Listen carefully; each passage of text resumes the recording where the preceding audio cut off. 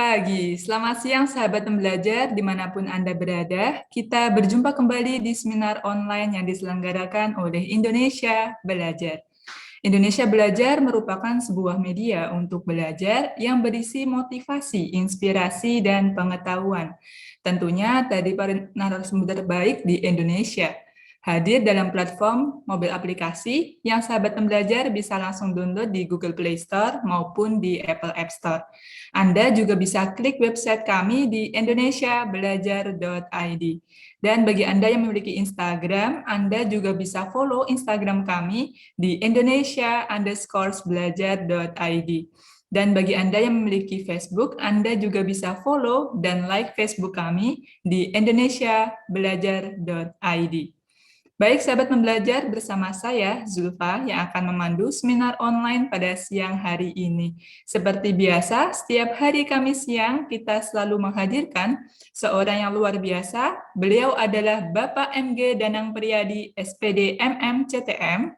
Beliau merupakan seorang storyteller, motivator, trainer, writer, author, adventurer, dan Pathfinder Director Certificate yang sudah hadir di tengah-tengah kita. Kita sapa terlebih dahulu. Selamat siang, Pak Danang.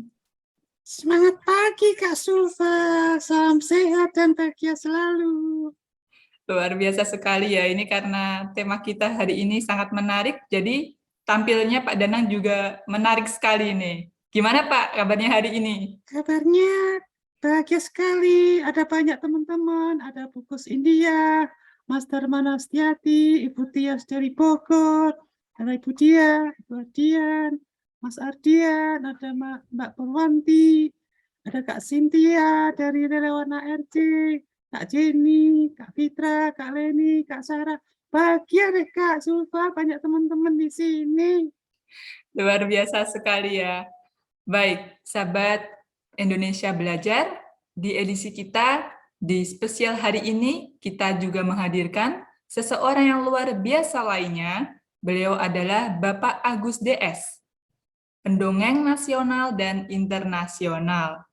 Nah, karena Pak Agus belum masuk, nanti akan menyusul. Nah, setelah itu kita akan ngobrol bareng bersama Pak Danang terlebih dahulu ya. Nah, oke, sahabat pembelajar, tema seminar online kita pada siang hari ini yaitu dongeng boneka. Nah, kalau kemarin kita sudah belajar tentang mendongeng dengan buku, hari ini kita akan membahas mengenai teknik mendongeng dengan boneka. Nah, bagaimana caranya?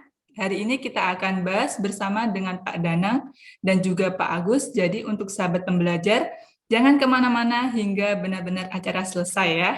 Dan bagi sahabat pembelajar yang ingin bertanya, silahkan tuliskan pertanyaan Anda di kolom chat, atau juga bisa klik raise hand, nanti pada saat sesi diskusi tanya-jawab, akan kami persilahkan untuk berinteraksi langsung dengan Pak Danang dan juga Pak Agus. Oke, tanpa berlama-lama, saya persilahkan kepada Pak Danang untuk memberikan intro sedikit mengenai dongeng boneka. Silahkan Pak Danang. Kak Sulfa, kita main tebak-tebakan sambil nunggu Kak Agus ya. Ya, baik Pak. Coba kalau Kak Sulfa lihat ini binatang apa sih? Kata. Kalau kata kodok bunyinya gimana sih Kak Sulfa? Krok-krok. Benar nggak Pak? Iya, warnanya apa ini? Warnanya hijau Pak. Kalau ini yang dipegang sama kata ini ada bola warna apa? Warna hijau juga. Sekarang pertanyaannya, kalau rumput makan apa? Kambing makan apa, kambing? Kambing makan rumput, Pak. Ya, si domba, si kambing makan rumput. Pertanyaannya, Kak Sulfa, kalau jerapah makan apa? Jerapah makan apa ya? Apa? Makan Jerapah. tumbuhan, makan daun. Ya, 100 untuk Kak Sulfa. Nanti hadiahnya minta Kak Agus ya. Nah, Oke, jadi Pak. sambil menunggu Kak Agus, kita tebak-tebakan dulu.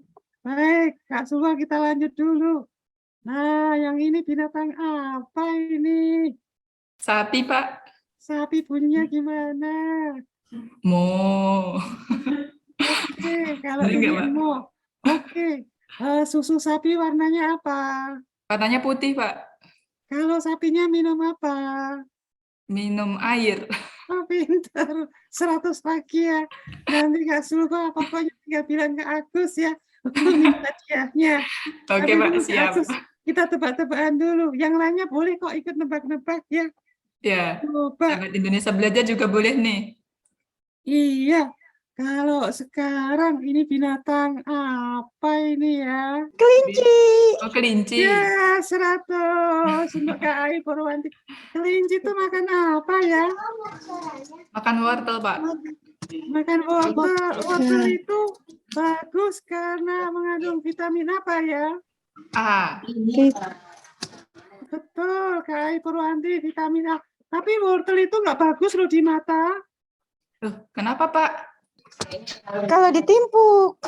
Iya, jadi Kak Sulfa, wortel itu nggak bagus ditaruh di mata. Oh ya, benar, Pak, benar. Iya kan? Iya Memang dong, itu sakit vitamin dong, A. Pak, kalau ditimpuk. Itu dimakan Kak Sulfa. Iya, Pak, benar. Jadi Kak Danang dulu waktu SMA, temen Kak Danang itu ada yang suka makan wortel. Nilainya 100 terus. A, semua. Nah, Kak Danang itu kebetulan suruh melihara kelinci-kelinci. Maka sering belanja ke pasar di Magelang, ya, tempatnya si Sambo sama Ibu Putri itu ya. Saya belanja di sana. Persis kami asramanya juga di Mertoyudan, tempat mereka tinggal si Sambo sama Putri itu. Tapi waktu tahun 76 itu, Kak Danang itu ikutan makan apa ya, wortel banyak-banyak. Tapi kalau memang nggak banyak belajar ya nggak pinter-pinter juga Kak Sulfa. Jadi Iya, kalau Pak. kita harus banyak belajar. Begitu juga untuk kakak-kakak, ibu-ibu, bapak-bapak, untuk putra-putrinya, untuk keponakan, anak cucu, semua diajari seperti itu. Terima kasih. Apakah Kak Sulfa bisa menyanyi kelinci-ku, kelinci? Saya nggak bisa bernyanyi, Pak. Oh ya sudah. Kalau gitu kita tebak-tebakan lagi. Nah sekarang ini coba. Kalau yang ini binatang apa ya ini ya? Kameranya di samping, Pak. Nggak kelihatan. Nah, apa ya itu? Apa ya? Nah, Yang sahabat ini pembelajar boleh nih menebak juga nih. Dari apa ini ya? serigala, Pak. Nggak kelihatan. Nggak kelihatan, deketin ya. Nah, Oh apa iya, itu? Ya, serigala ya, Pak. Apa ya itu? ada matanya begitu. Oh, kuda ya? Kuda, Pak. Terlalu dekat. Kuda ya, Pak ya? Ya, Sapi. kuda juga boleh. Sapi juga Sapi. boleh. Ya. Apa? Apa sayang? Sapi. Oh, sapi ini Nah, apa sebetulnya benar, Pak, sapi? kayak keledai. Oh, keledai. Keledai. Coba ini dibuat dari apa ini? Binatang Apa ya, ini Pak, itu? kalau tahu. Apa kaos Apa? kaki ya? Kaos kaos kaki. Terus jadi adik-adik, kakak-kakak, bapak-bapak, ibu-ibu semua sebetulnya bisa buat binatang-binatang dari kaos kaki. Ya, ini Kak Danang belajar waktu di Kamboja, jauh ya di sana Kamboja. Ya, sama Kak Diah yang ada di sini belajar. Ya, oke. Sekarang satu lagi. Sambil nunggu ke Agus, ini binatang apa ya ini ya? Beruang. Panda. Panda. Ya, Panda. panda atau beruang? Panda. Pertanyaannya, binatang apa yang kaya raya? Ayo, Gimana, binatang Pak? apa yang kaya raya? Beruang. Selain beruang apa? Ada lagi loh binatang yang kaya raya, Kak.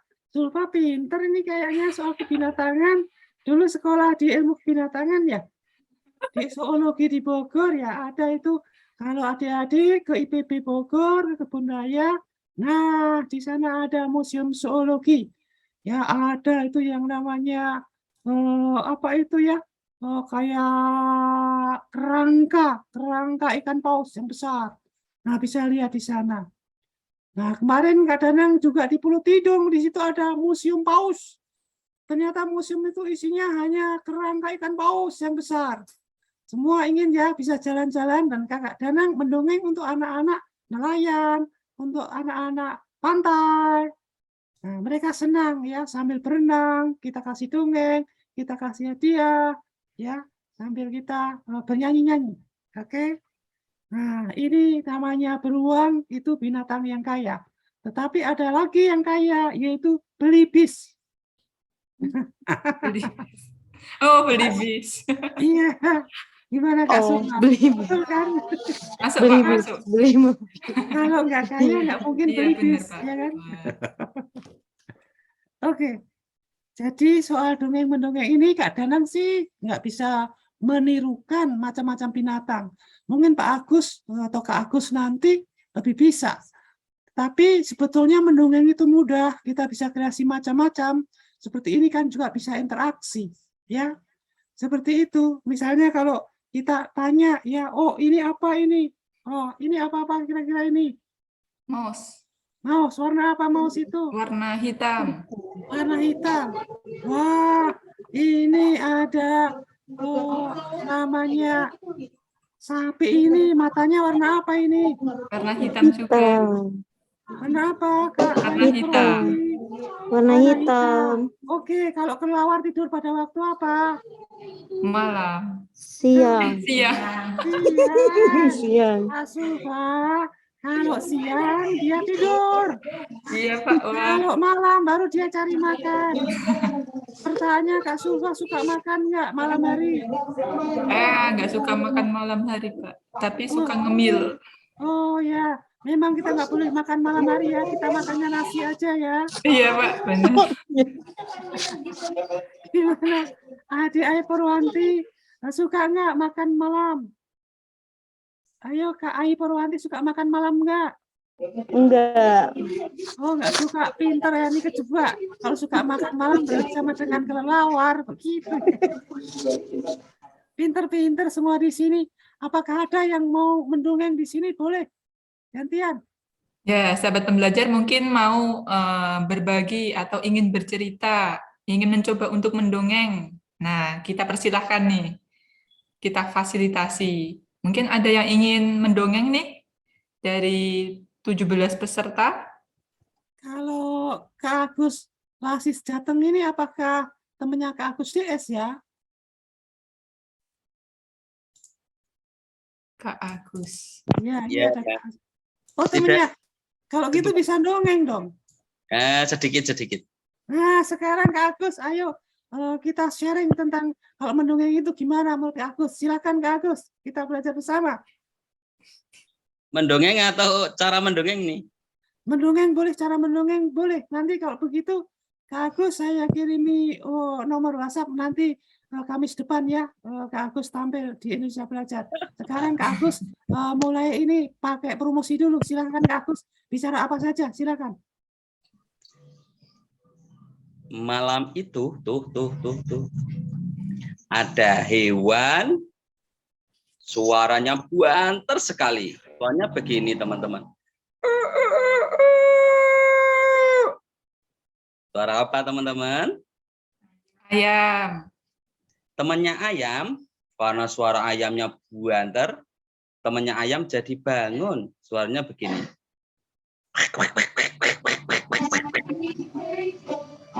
Nah, temannya bebek juga bangun. Suaranya begini. Bebek. Nah, pagi itu karena suara ayamnya banter,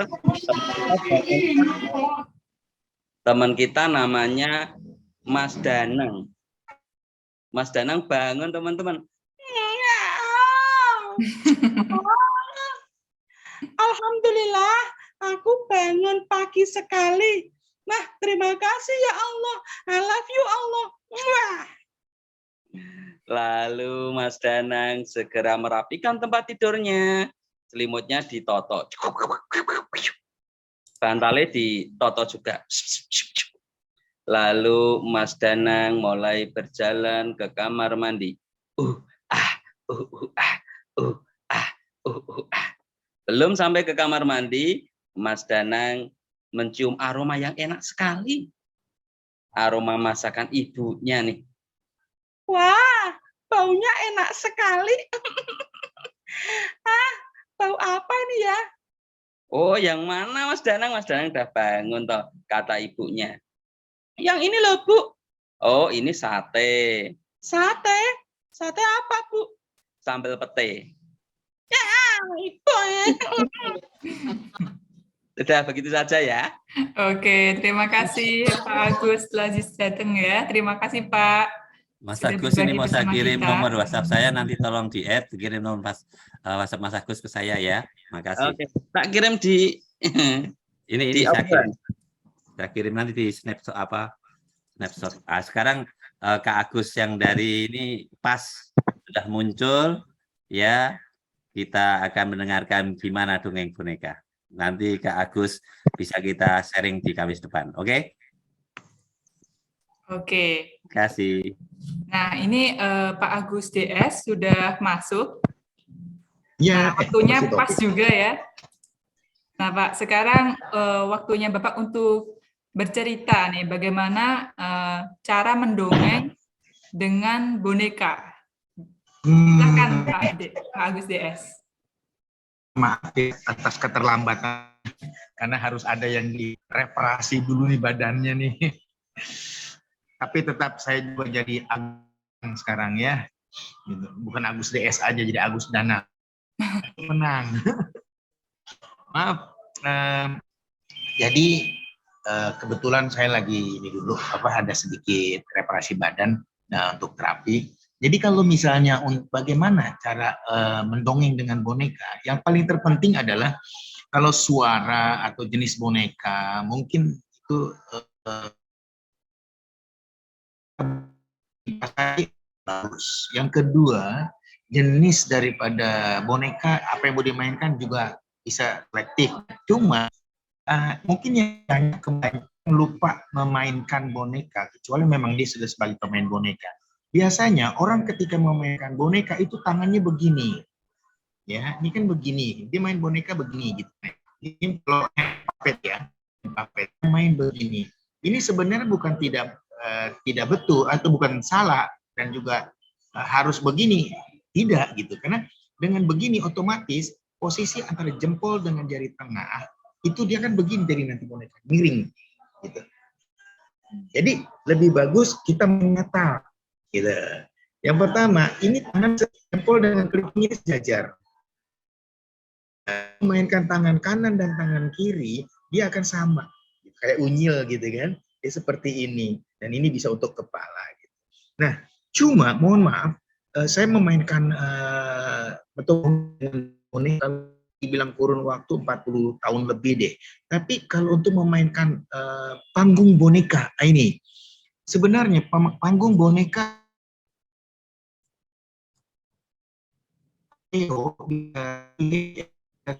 acara duniaan Kak Tetika Darsi itu ada Pak Leo namanya. Kemudian panggung boneka yang kedua yang paling populer di Indonesia itu baru Unyil gitu loh sebenarnya. Orang tahunya bahwa Unyil yang pertama, tidak. Sebenarnya yang pertama adalah panggung boneka Pak Leo. Itu ada panggung boneka, benar-benar panggung boneka seperti panggung boneka keliling gitu. Nah kemudian ada si Komo, ya. Kemudian ada lagi dulu ada di SCTV juga ada. Nah, kebanyakan mereka memainkan boneka lebih fokus dengan panggung ini, kayak Unyil dengan situasi kampung gitu ya. Itu jarang sekali gitu. Nah kebanyakan untuk sekolah-sekolah minggu terutama ya, sekolah-sekolah minggu ini banyak menghadirkan panggung boneka gitu. Tetapi ketika kami mainkan panggung boneka dengan trik teater boneka, ya, itu seperti yang aneh. Jadi kita memegang boneka seperti memainkan boneka yang saya biasa mainkan di dalam festival lukis, itu mereka memainkan boneka seperti itu. Nah, bonekanya itu muncul, orangnya muncul. Ini tantangan buat orang-orang di Indonesia. Saya pernah tampilkan panggung boneka, teater boneka seperti itu di Trans TV dulu. Dan itu tidak ditolak oleh Trans TV, cuman mereka punya pertanyaan besar. Mereka bilang, ini yang mau ditonton yang mana? Pemainnya atau bonekanya? Gitu. Karena orangnya kan kelihatan walaupun dia pakai kain tipis gitu kan, mau hitam-hitam, layar hitam, bonekanya berlipat. Nah itu yang tantangan buat di Indonesia. Jadi Karena itu perkembangan panggung boneka di Indonesia itu sangat-sangat memprihatinkan sekali, sehingga dengan dianggapnya susah sehingga tidak berkembang gitu loh. Kami pernah mengikuti festival puppet theater in the world in Asia itu hampir 2 tahun sekali dan hampir 4 tahun sekali gitu. Dan itu beberapa kali kami main di luar negeri. Ini satu contoh, maaf, saya mau boneka apa ya? Ini saya lagi ada di warung kopi. Nah, ini satu contoh ya. Jadi karena di Indonesia kita bermain boneka itu dipikirkan bahwa itu hand puppet, selalu dengan hand puppet, dan selalu konotasinya dengan boneka bentuk binatang atau boneka bentuk orang. Nah, padahal bisa saja boneka dengan bentuk seperti ini. Ya, ini tidak ada yang ulang tahun hari ini ya, ini boneka ya. Ini boneka kue. Nah, ini jadi seperti kue tar gitu kan. Kemudian ada lagi di luar pun. Kalau di Indonesia berpikir bahwa boneka selalu kok gitu ya. Nih membawa banyak perasaan. Nah ini contoh ya. Hand puppet, lebih banyak orang di Indonesia memainkan boneka adalah hand puppet. Jadi boneka dimasukkan dengan tangan seperti ini. Ini tidak jauh beda dengan boneka-boneka si Unyil ya, dengan permainan dua tangan seperti ini ya. Jadi tangan dimasukkan, tapi jangan lupa tangan begini. Karena kalau begini dia jadi miring. Sehingga dia menjajar antara jempol ini dan ini kelingking dan dia bisa top. Nah, seperti ini. Nah, kebanyakan di Indonesia berfokus seperti ini.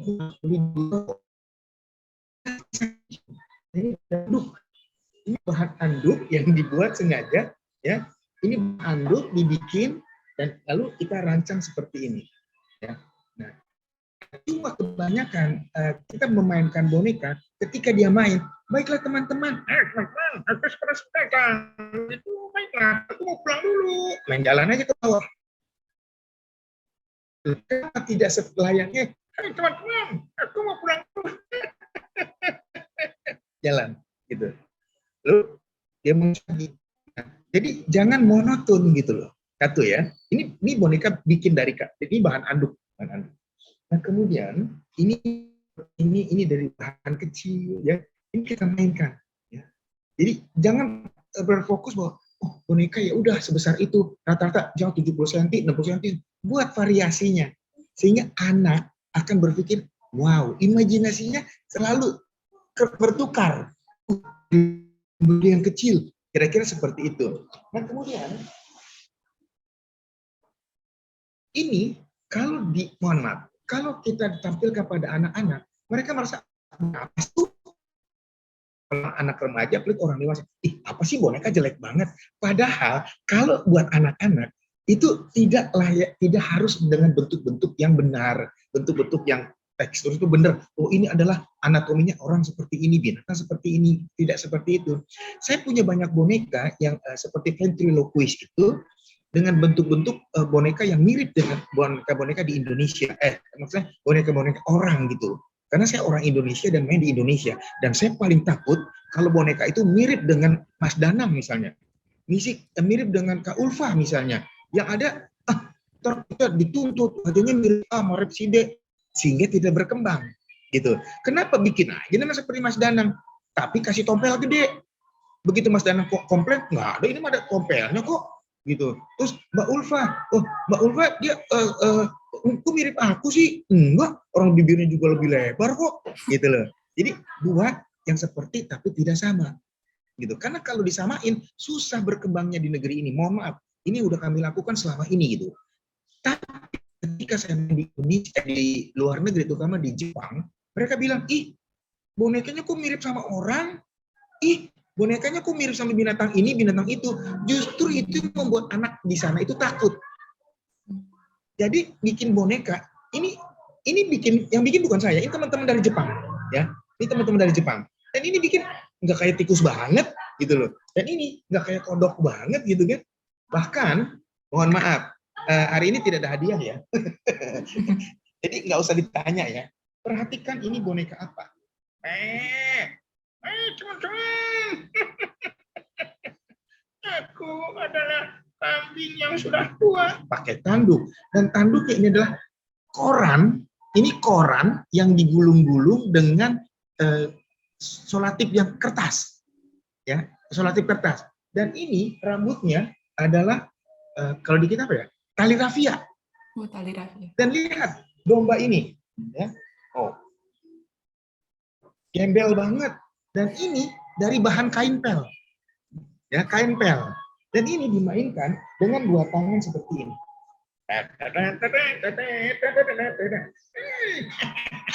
Tenang sekali, seperti ini. Nah, jadi artinya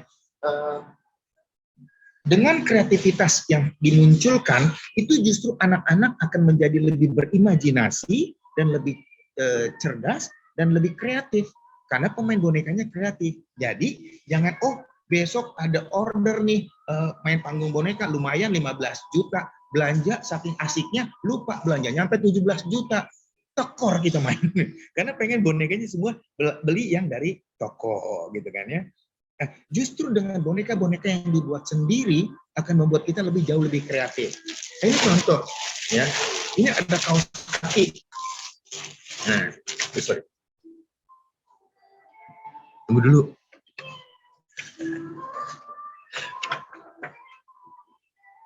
Kok bete? Bukan iklan ngasih tahu restorannya jadi berantakan. Nggak apa-apa, ntar aku makan juga. Nah, ini ada kaos kaki ya, kaos kaki. Nah, kemudian atau mau pilih yang berwarna yang apa yang disukai. Seperti abu-abu atau coklat ya. Cuma mungkin kaos kaki seperti ini di Indonesia bukan tidak dijual, tapi mungkin nyarinya agak susah sedikit, sekalipun di Tanah Abang, karena terlalu tebal, karena orang Indonesia tidak pakai, ya, tidak pakai gitu. Karena kan pas orang pakai gerah banget ya. Yang ada dia pakai kaos kaki untuk di sepatu, dia pakai kipas angin nanti jalan kemana-mana ya. Nah, kaos kaki ini satu contoh kita buat, ya. Ini contoh kaos kaki dibuat seperti ini. Everybody. Aku senang sekali. Ya. Nah, matanya mau divariasikan seperti apa? Misalnya, kenapa dia begitu sayang sama Mbak Ulfa ya? Datang temannya. Oh iya. Karena aku memang cinta dan sayang sama Mbak Ulfa yang baik itu. Buat love dari awal. Ya, tapi kalau misalnya dia dikasih nama Danang gitu ya, itu gini jangan love, ya harus gambar rupiah di sini, RP gitu. Ya, nah satu contoh ini buat kaos kaki yang sudah dibuat seperti ini. Jadi teman-teman, yuk lebih kreatif membawakannya. Halo, ya aku tidak tahu, aku sebenarnya sedih. Ya, seperti ini. Nah, jadi artinya dengan teman-teman, yuk lebih kreatif dalam memainkan panggung boneka. Satu contoh, saya pernah melihat di Indonesia ada panggung boneka yang bagus banget dan kreatif banget, dan itu di Surabaya. Itu di Surabaya. Bahkan ada panggung boneka yang sampai sehari ini saya masih terus mencarinya, tapi tidak pernah ketemu. Bahkan dibuka di medsos juga nggak ketemu. Kemana panggung boneka itu? Dulu itu panggung boneka keliling di Cirebon dan khas Cirebon. Anak-anak nontonnya itu sampai gelosoran di tanah, dan panggung bonekanya itu seperti gerobak rokok deh, atau tukang rokok itu udah nggak ada sekarang ya, tukang bakso deh, gerobak bakso dipotong dua. Jadi anak-anak tuh nonton begini, dan bonekanya itu keren banget gitu. Cuma sekarang nggak ada lagi karena nggak ada dikembangkan. Dan kemudian hari ini saya tidak membawanya, yaitu boneka marionet, boneka tali, ya, boneka tali. Dan panggung boneka marionet pertama di Indonesia ada di Dunia Fantasi, ya. Jadi begitu Dunia Fantasi dibuka di Ancol, itu ada panggung boneka marionet, boneka tali pertama di Indonesia, dan juga yang tampil pentas pertama kali di Indonesia, dan itu di depan Istana Boneka. Di depan Istana Boneka itu ada panggung boneka marionet. Nah itu pemainnya adalah saya dan teman-teman. Dan itu pertama di Indonesia, panggung boneka marionet pertama di Indonesia. Cuma karena cost-nya atau harganya sangat mahal, dan kami juga bawa boneka itu beli langsung di Amerika ya, jadi original gitu loh. Tapi kami mengembangkannya masuk ke TPI, dapat berapa tahun dalam film boneka marionet si Dede Ian waktu itu. Kami sempat tampilkan di TPI kalau ya TPI. Lalu ada Dongeng Simba, panggung boneka di RCTI. Banyak sebenarnya, termasuk kalau kami keliling gitu loh. Nah jadi teman-teman, yuk lebih kreatif untuk panggung boneka. Panggung boneka nggak ada matinya sebenarnya. Cuma sekarang mati, gitu karena nggak ada jobnya juga, nggak ada pasarnya juga, gitu. Kalau kayak Kak Danang kan enak, tinggal nulis buku laku. Karena kan juga rumahnya di toko buku kan, gitu. Tapi teman-teman lebih kreatif. Dan saya mendukung sekali untuk guru-guru sekolah minggu yang selalu menampilkan panggung-panggung boneka. Dan saya nggak minta Kak Danang berjanji, yuk kumpulkan semua guru-guru sekolah minggu yang memainkan boneka dan kita bedah bersama gitu. Yuk, terima kasih. Itu aja dulu Kak Ulfa. Baik, luar biasa sekali penyampaian materi dari Pak Agus ya. Nah, oke, sekarang kita akan masuk ke sesi diskusi tanya jawab nih. Nah, untuk sahabat pembelajar yang ingin bertanya, langsung tuliskan pertanyaan Anda di kolom chat atau juga bisa klik raise hand ya. Nanti akan kami persilakan untuk berinteraksi langsung dengan Pak Danang atau juga Pak Agus. Nah, sambil menunggu dari sahabat Indonesia Belajar, nah ini saya boleh nih bertanya ke Pak Agus. Ya. Nah, kira-kira kesulitan apa saja sih Pak saat kita mendongeng dengan boneka? Sebenarnya nggak ada sulitnya sih kalau memang mau ditekuni ya. Jadi artinya yang pertama tingkat kesulitannya itu sebenarnya lebih berkurang dibanding kita mendongeng tanpa alat. Ya, mendongeng dengan boneka akan jauh lebih membantu. Kenapa? Dari boneka itu sendiri akan membantu kita secara langsung berimajinasi, sehingga kita memunculkan imajinasi atau kreasi-kreasi dari boneka yang sudah di tangan kita.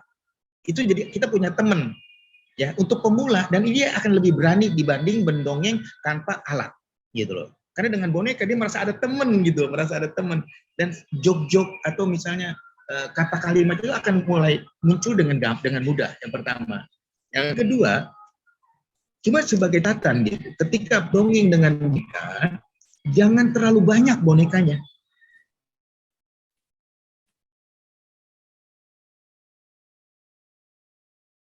Ya, ini Pak Agus masih ada kendala jaringan internetnya, Pak. Oh gitu. Iya. Sekarang kedengaran ya? Ya, sekarang sudah kedengaran, Pak. Ya. Boleh dilanjut. Nah, ya. Jadi sekali lagi buat teman-teman, yang pertama adalah ketika mendongeng tanpa boneka, dengan mendongeng dengan boneka akan jauh lebih mudah mendongeng dengan boneka. Pertama, kita terbantu untuk berimajinasi, kita terbantu seolah-olah ada teman yang menemani, sehingga ketakutan kita tuh akan berkurang. Nah, cuma catatannya tolong jangan terlalu banyak bonekanya. Sehingga ketika kita mendongeng dengan satu atau dua boneka, nah boneka yang ada di depan kita itu mohon disimpan hati-hati. Mohon disimpan dengan rapi. Kenapa? Ketika anak-anak melihat dan memainkan juga, dan akhirnya kita konsentrasinya jadi apa ya? Berbaur gitu dengan anak-anak yang mengambil boneka, tadi bola lari, akhirnya jadi ribet gitu. Yang kedua catatan, jangan terlalu banyak tokohnya, sehingga nanti kita selain ketukar suara, juga boneka itu tidak dimainkan. Malah orang bilang, bawa bonekanya sampai 1 tas, tapi yang dimainin cuma 2 ya. Kira-kira begitu. Ya, oke, Pak. Silakan. Terima kasih Pak atas jawabannya. Mungkin dari Pak Danang ada masukan atau tambahan jawabannya, Pak?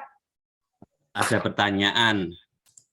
Gini Kak Agus, kan kalau aku nggak bisa suara binatang-binatang, jadi ya saya pakai nyanyi aja misalnya, kelinciku, kelinciku, atau kodok ngorek.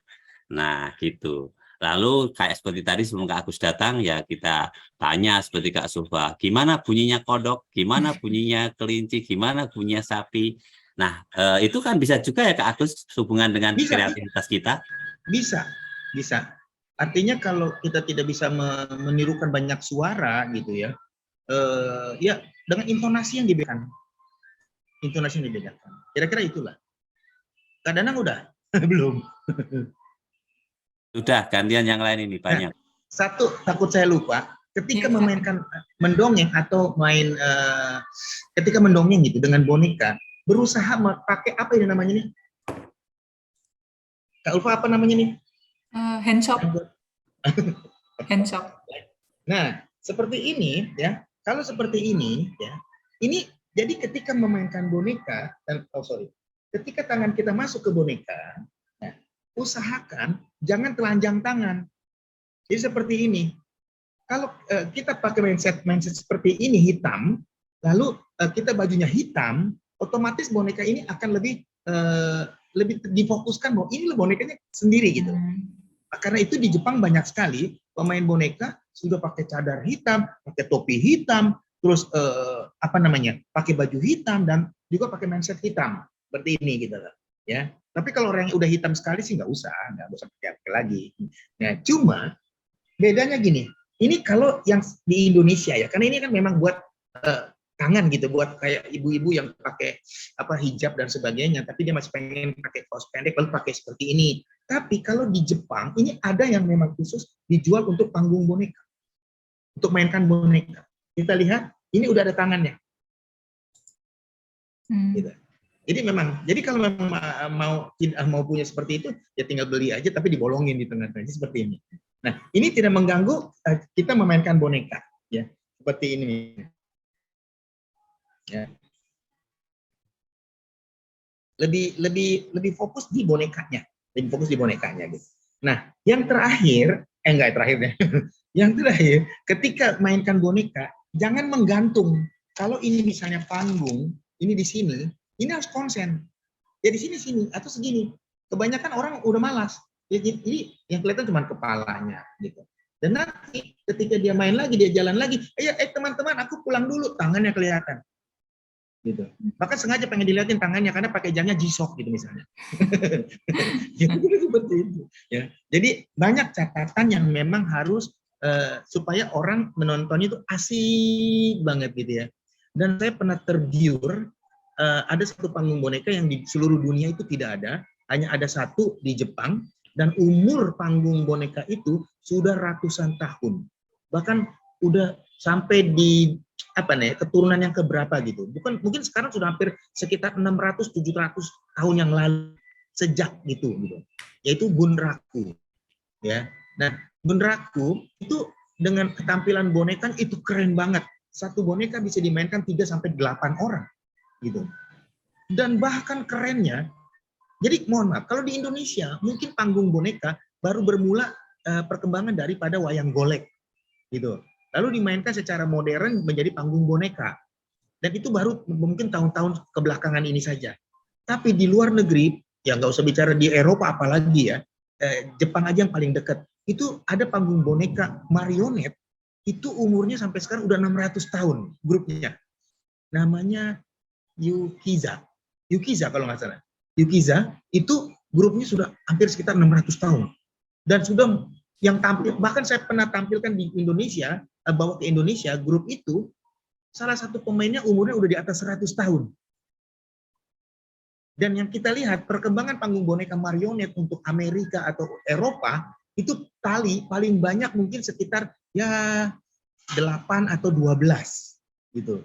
Tapi untuk panggung boneka mereka termasuk China, itu talinya itu bisa sampai 40, 60. Karena jadi boneka itu bisa dia buka kimono gitu. Sampai dia tarik rambut. Jadi bahkan sampai jari-jari itu bergerak gitu loh. Nah, jadi buat teman-teman jangan mati langkah gitu. Jangan mati cara, jangan mati kreasi. Ayo kembangkan terus ya. Sebentar lagi juga panggung boneka Kak Agus DS mulai akan keliling Indonesia lagi nih, mohon doanya ya. Amin. Terima kasih. Lanjut. Oke, nah Ayub nih sahabat pembelajar yang ingin bertanya, kita persilahkan bisa langsung tulis pertanyaannya di kolom chat atau juga langsung klik raise hand ya. Nah, oke, tadi Pak Agus menceritakan bahwa pernah itu ya Pak, memainkan boneka marionet ya Pak ya? Ya. Nah, itu tentang cerita apa Pak? Boleh diceritakan ke kita juga Pak? Kalau cerita sih mungkin relatif ya, karena yang kami beli itu kan ada boneka seperti satu keluarga. Ada kakek, ada paman, ada bibi gitu kan, dan tokoh-tokoh yang selalu menimbulkan konflik gitu. Dan juga ada tokoh anak-anak gitu. Nah, kalau di dunia fantasi itu dulu panggung boneka Dede Ian namanya. Sampai kami kembangkan ke film di TPI, film serial ya. Nah, tokoh-tokoh itu kadang kita membawakan cerita besok si Dede Ian menjadi Malin Kundang, si Dede Ian menjadi Jaka Tarub, si Dede Ian, karena penonton itu terbuka ya, dan itu orang dewasa juga banyak gitu. Atau misalnya kita membawa cerita-cerita daerah atau cerita-cerita rakyat seperti itu gitu loh. Bahkan dia pernah jadi Pinocchio dan sebagainya lah. Jadi kalau cerita sebenarnya relatif, cuma bonekanya aja yang disesuaikan.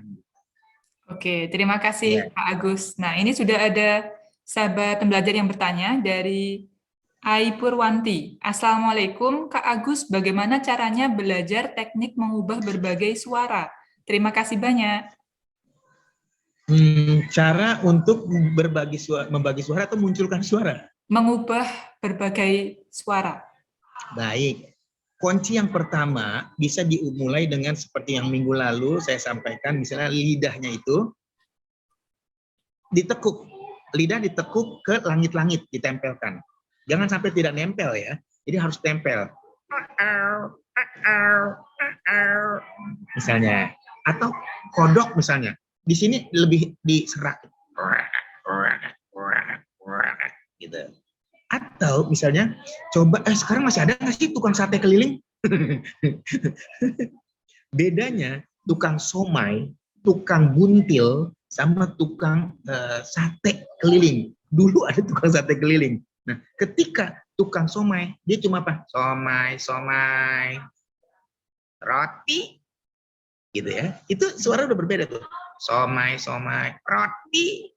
Tapi coba suatu saat temui atau cari, browsing deh, nggak ada kali ya. Tukang buntil. Buntil itu apa ya? Sayuran ya, yang dibuat seperti dibuat buntel-buntel gitu. Sayuran. Ya. Ya. Itu kalau tukang buntil keren banget. Ada, saya pernah lihat di YouTube ya. Buntil gitu. Buntil gitu. Itu keren banget. Itu kalau dijadiin pemain boneka itu keren tuh. Nama bonekanya si Buntil ya. Tapi ada tukang sate. Dulu tukang sate keliling itu coba. Jadi suaranya itu bukan di tenggorokan gitu. Baiklah, aku akan segera datang pada saat ini. Ya, baiklah. Beda. Itu di mulut sekarang, di bibir suaranya. Ya, baiklah. Atau disengal. Menurut aku tidak begitu. Gitu. Misalnya disengal sedikit. Ada tukang sate itu suaranya itu di kepala. Sate. Nah, di sini suaranya. Gitu. Jadi seperti itu. Nah, jadi merubahlah suara dan pertama meniru-niru pastinya ya. Meniru-nirukan gitu. Sekarang kan banyak yang meniru-nirukan suara Pak Presiden atau suara menteri-menteri dan sebagainya gitu ya. Sekarang mumpung bebas. Kalau dulu kan nggak bisa kita niru-niru suara kan? Ya, termasuk saya, termasuk orang yang siap dipanggil ke Mabes Polri. Ketika waktu itu ada suara presiden, katanya rahasia presiden terbocorkan. Lalu yang dipanggil pertama adalah Butet Kartarajasa. Karena dia dianggap suka meniru-nirukan suara. Lalu dipanggil lagi satu orang, ya saya lupa namanya siapa, udah dipanggil ke Mabes Polri, bagian sebelum Agus DS dipanggil, ternyata diketahui bahwa itu suara dari alat yang dirubah. Jadi saya selamat. Kira-kira seperti itu. Ya. Nah jadi untuk merubah suara, yang pertama adalah yang penting meniru. Dan jangan sungkan-sungkan untuk meniru. Gitu loh. Kira-kira seperti itu. Ya. Oke, lanjut. Baik. Terima kasih Pak Agus DS. Satu lagi. Oh ya, silahkan. Kalau untuk bisa mau bisa menirukan macam-macam suara binatang, itu caranya mudah. Kalau Mas Danang kan tadi Kak Danang udah cuma pegang kodok sama kelinci gitu ya. Tapi jangan pernah nanya bagaimana suara kodok, suara kelinci. Kayaknya aku nggak pernah dengar suara kelinci deh. Paling cuma mut gitu. Nah, buat teman-teman pendongeng, kalau ingin meniru-nirukan banyak suara binatang, tolong mulai sekarang menabung. Kalau punya uang, jangan jalan-jalannya di mall saja. Tapi jalan-jalan di taman safari atau di kebun binatang. Kalau perlu menginap di sana. Jadi begitu besok ya udah masuk angin lah pokoknya gitu ya, sama kena bentol-bentol. Lanjut. Oke, Pak Agus, terima kasih banyak atas jawabannya. Mungkin dari Pak Danang boleh nih menambahkan mengenai teknik mengubah berbagai suara, Pak? Tahu saya kalau saya dulu ikut berlatih itu ada yang harus 2 tahun itu satu suara itu. Jadi mungkin Kak Agus bisa ngasih penjelasan ini. Jadi waduh kalau satu binatang 2 tahun, kita 10 binatang berarti 20 tahun. Gimana Kak Agus? Itu keburu tua. Habis nanti jawabnya habis. Nah, jadi artinya untuk meniru-nirukan suara itu yang pertama adalah jangan sungkan-sungkan untuk terus berlatih. Yang kedua dari dasarnya adalah jangan malu meniru. Yang ketiga selain terus meniru, tekniknya juga perlu disiasati. Contoh kalau suara kakek kan ya saya pernah ulas di sini bahwa kakek itu kalau mau ngomong, ada kalau komedian sih boleh-boleh aja suka mulutnya diginin. Aku itu sudah tua. Jadi bagaimananya? Kalau bisa jangan ditiru-tiru deh, yang cara-cara begitu. Tidak salah. Cuma yang dikhawatirkan suara nggak sama, mulut keram, kita seteruk, gitu. Hati-hati, ya. Kemudian selain untung hari ini nggak ada banyak yang makan di restoran ini. Nah jadi kemudian coba seperti contoh di ventriloquist ya. Ventriloquist itu bermain boneka ventriloquist itu tidak mudah. Jadi kalau ada orang yang main boneka ngakunya sebagai ventriloquist sementara mulutnya bergetar atau bergerak, ya bukan ventriloquist, itu cuma sebagai pemain boneka atau namanya puppeteer gitu loh. Nah, satu contoh. Aku datang ke sekarang kita akan bilang bahwa di dunia itu akan ada satu pertunjukan. Ini tidak boleh bergerak. Aku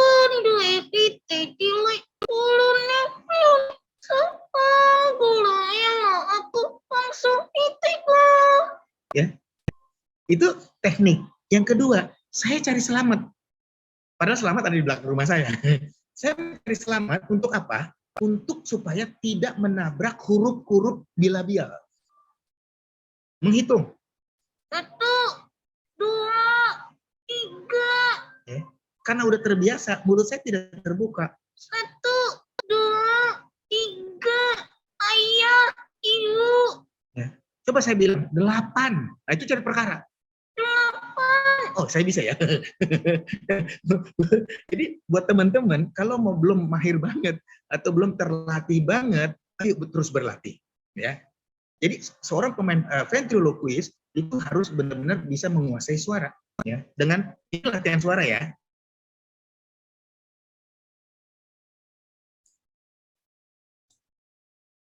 Ya, Pak Agus ini lagi jaringannya lagi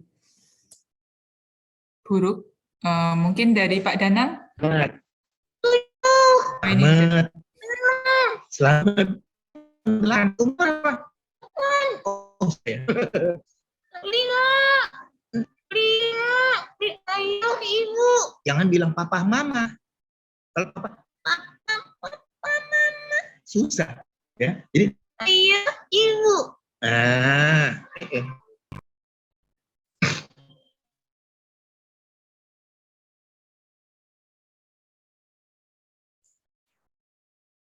Ya, sepertinya jaringan dari Pak Agus sedang buruk. Ya, oke. Mungkin dari sahabat pembelajar ada yang ingin bertanya, masih kita buka untuk pertanyaannya.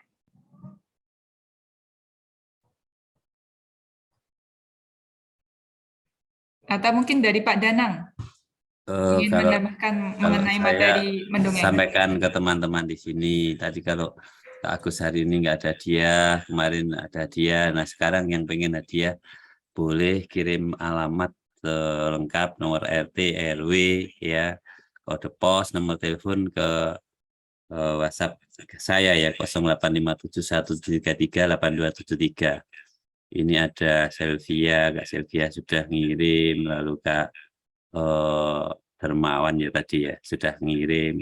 Lalu yang lainnya kalau pengen dapatkan buku saya silahkan kirim alamat lengkap. Begitu Zulfa biar tambah saling kenal.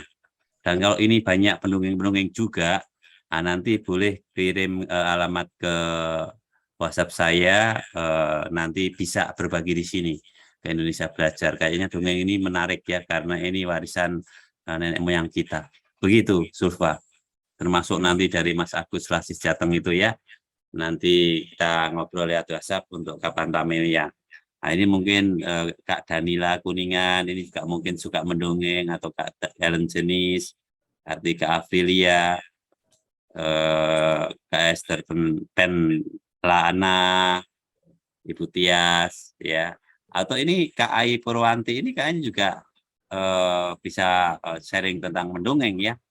Jadi mungkin dengan kekurangannya, kelebihannya, itu malah kita saling belajar bersama. Begitu, Zulfa. Silahkan lanjut. Ya, baik. Terima kasih, Pak Danang. Ya, untuk sahabat pembelajar yang ingin ini hadiah dari Pak Danang, mungkin boleh nih langsung mengirimkan nama, alamat, dan juga nomor HP. Untuk alamatnya, silahkan mengirimkan alamat lengkap ya. Langsung mengirim ke nomor Pak Danang. Sudah ada di kolom chat tadi untuk nomor HP-nya. Tadi sudah ada kata Pak Danang dari Bu Selvi ya. Kemudian ada Pak, siapa lagi ya tadi? Ya, mungkin dari sahabat pembelajar yang lain, silahkan bisa langsung menuliskan datanya dan mengirimkan ke nomor Pak Danang. Nah, oke. Karena Pak Agus juga sudah karena masalah jaringan dan keluar dari Zoom, mungkin kita akhiri untuk seminar pada siang hari ini. Namun sebelum saya benar-benar tutup, saya persilahkan kepada Pak Danang untuk memberikan closing statement. Silakan Pak Danang.